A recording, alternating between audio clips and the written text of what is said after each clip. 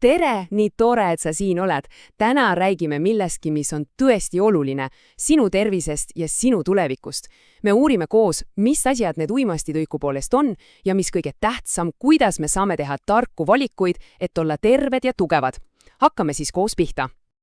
Alustame ühe päris inimese looga. See on kurb lugu sellest, kuidas ühe vale otsuse pärast võib kõik elus sassi minna. See aitab meil mõista, miks on nii tähtis teada, millised ohud on olemas ja kuidas neist hoiduda. Et meiega nii ei juhtuks, peame kõigepealt aru saama, millest me üldse räägime. Alustame täitsa algusest, mis see sõna uimasti tegelikult tähendab. See võib kõlada natuke keeruliselt, aga pole hullu, teeme selle kohe koos hästi lihtsaks ja selgeks. Kõige lihtsamalt öeldes on uimasti aine, mis muudab seda, kuidas meie keha ja aju töötavad. Mõtle oma ajust kui keha kõige tähtsamast arvutist. See juhib kõike, mida sa mõtled, tunned ja teed. Uimastid on aga nagu mingid viirused, mis lähevad sinna arvutisse sisse ja ajavad selle töö sassi. Ja uimastid mõjuvad erinevalt. Mõned neist on ergutid, mis panevad su keha ja mõtted justkui kiiremini tööle, tekitavad palju energiat. Teised on rahustid, mis teevad vastupidist, need aeglustavad kõik maha, teevad unesiks ja rahulikuks, ja siis on veel sellised ained, mis tekitavad hallutsinatsioone, need petavad su aju ära, nii et sa hakkad nägema või kuulma asju, mida tegelikult ei olegi olemas. Huvitav on see, et me võime uimastid jagada 3 suurde rühma. Esimeses rühmas on ained, mis on vabalt lubatud, näiteks kohv, mida täiskasvanud joovad. Teises rühmas on piiratud ained, nagu alkohol ja tubakas. Neid ei tohi lapsed ja noored osta ega tarbida. Ja 3. rühmas on täiesti keelatud ained, mida nimetatakse narkotiikumiteks. Need on kõigi jaoks ebaseaduslikud. Siin on üks näide päriselust. Sa oled kindlasti poes sellist märki näinedeks. See tuletab meile meelde reeglit, et alla 18-aastastele ei tohi alkoholi müüa. Miks selline reegel on?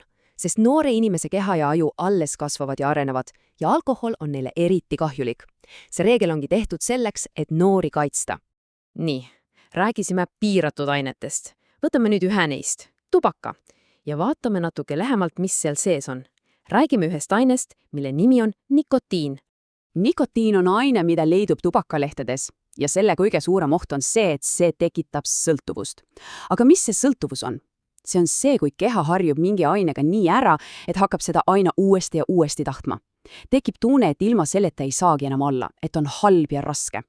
Ja tead, kui kiiresti nikotiin mõjub? Vaata seda numbrit. 7 sekundit. See on peaaegu uskumatu. Ainult 7 sekundit läheb aega, et nikotiin jõuaks pärast ühte suitsumahvi sinu kopusest otsa aju. See on kiiremini, kui sa jõuad 10 lugeda. Vaatame selle kiiret teekonda samm-sammult. Kõik algab suitsumahvist, mis tõmmatakse kopsudesse. Kopsudest hüppab nikotiin kohe verre. Ja veri on nagu kiire maantee, mis viib selle otse meie arvutisse ehk aju. Ja kogu see reis võtabki aega ainult need 7 sekundit.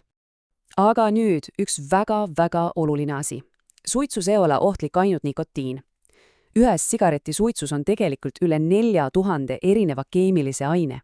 See on tohutult suur number ja väga paljud neist ainetest on mürgised ja võivad põhjustada raskeid haigusi.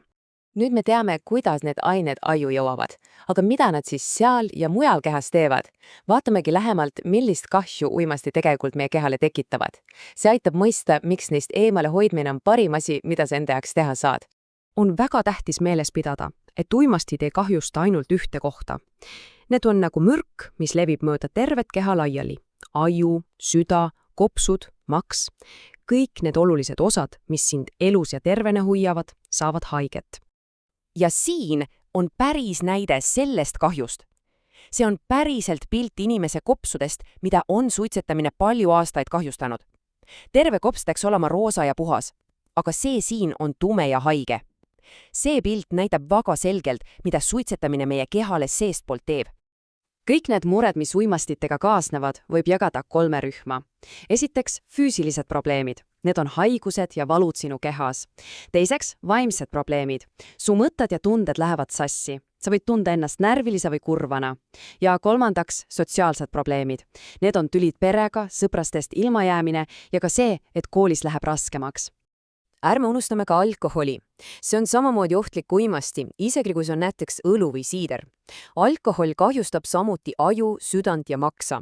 Ja mis on veel eriti ohtlik, alkohol on tihti õnnetuste põhjuseks, sest purjus ilmani ei suuda enam oma tegusid ja liigutusi kontrollida. Oleme nüüd rääkinud ohtudest. Aga nüüd liigume kõige olulisema osa juurde, sinu juurde. Räägime sellest, kuidas just sinul on võim ja jõud teha valikuid, mis kaitsevad su tervist ja annavad sulle ilusa tuleviku. Tõenäoliselt sadud sa kunagi oma elus olukorda, kus keegi sulle midagi pakud. See on täiesti tavaline. Oluline on mitte ära ehmuda, vaid olla nendeks hetkedeks valmis ja teada, mida teha. Ja nüüd küsimus otse sulle. Mida sina teeksid? Mõtle korraks. Mis oleks sinu vastus? Tegelikult on väga hea, kui sul on vastus juba varem valmis mõeldud. Vaata seda pilti. See poiss ütleb kimbralt ei. See ei tähenda, et ta on nõrk. Vastupidi, see näitab, et ta on tugev. See näitab, et ta austab iseennast ja hoolib oma tulevikust. Ei ütlemine on julge ja tark tegu. Aga kuidas siis öelda ei, nii et sinust aru saadakse? See on tegelikult lihtne. Esimene samm. Ütle selgelt ja rahulikult. Tänan, ei. Kui keegi üritab sind ikka veenda, siis kurda sama lauset.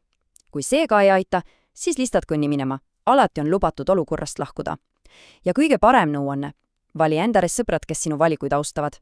Ja lõpetuseks vaatame, mida head sa selle ei ütlemisega endale kingid. Uimastivaba elu tähendab, et sul on rohkem energiat, et teha asju, mida sa armastad. Su keha on tugev ja terve. Su mõte on selge, mis aitab koolis paremini õppida ja trenni teha. Aga mis kõige tähtsam, iga kord, kui sa teed tervisliku valiku, kingid sa endale parema tuleviku, pikema, tervema ja õnnelikuma elu. Ja nii jääbki lõpuks sulle mõtleliseks üks küsimus. Kuidas sina kaitsed oma tervist ja oma tulevikku? Sest pea meeles, sinu valikud loovad sinu elu. Tee tarku valikuid, aitäh, et kaasa mõtlesid.